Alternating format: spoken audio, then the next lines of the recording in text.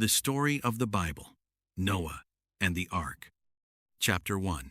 The man who still listened.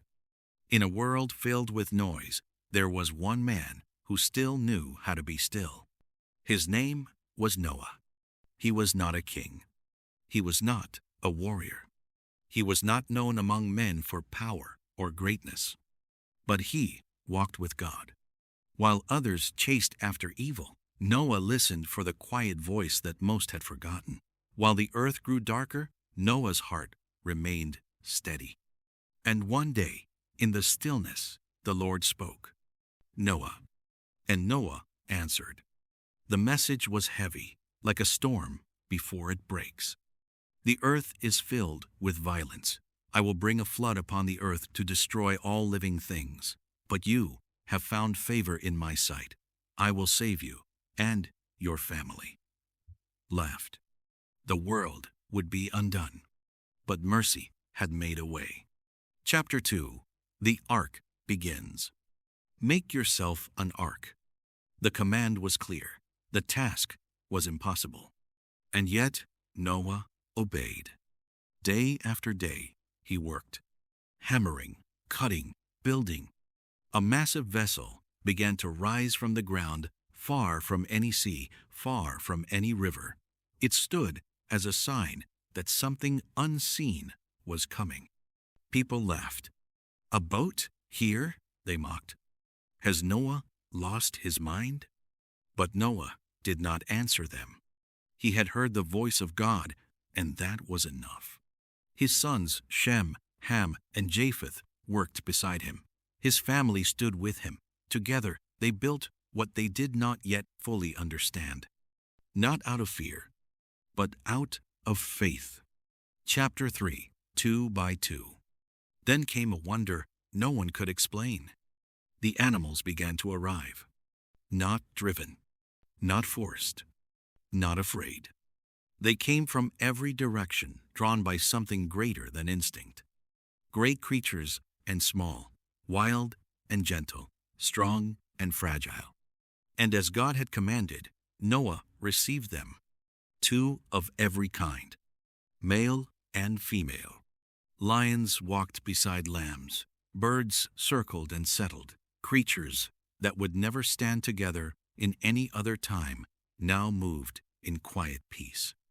Step by step, they entered the ark, and Noah prepared a place for each one. Food was gathered. Space was made. The ark, once empty, became full of life. A floating promise. Chapter 4. When the door was shut. At last, the day came. "Enter the ark," said the Lord. Noah, his family, and every living creature went inside. And then God shut the door. Not man, not chance, but God himself. Then the sky changed. Rain began to fall. At first, softly, then without stopping.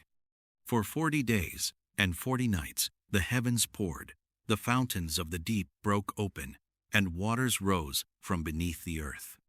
The world disappeared beneath the flood. Mountains vanished. Cities were gone. Everything outside the ark was lost. But inside, there was life. And God remembered Noah. Chapter 5. The Waiting. The rain stopped, but the waiting did not. Days turned into weeks, weeks into months. The ark floated on a world of water with no land in sight. Still, Noah trusted. Then he sent out a raven. It flew back and forth, finding no place to rest. Then he sent a dove. It returned. 7 days passed. He sent it again.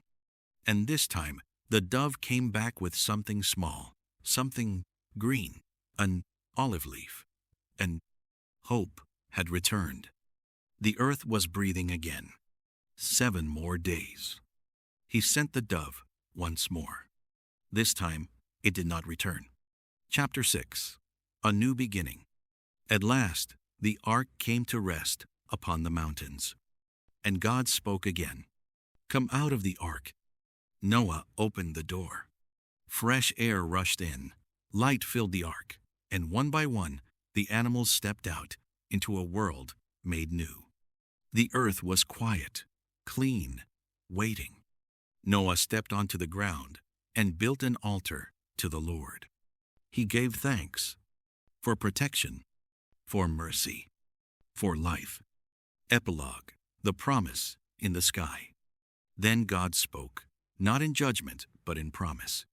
Never again will I destroy all life with a flood.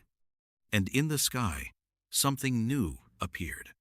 A rainbow, a sign of a covenant, a reminder of mercy, a promise that would remain as long as the earth endures. And whenever it appears in the clouds, it speaks without words. God remembers. God is faithful. God keeps his promises. Message. Even when the world turns away, God sees those who walk with him, and for those who trust him, he always makes a way.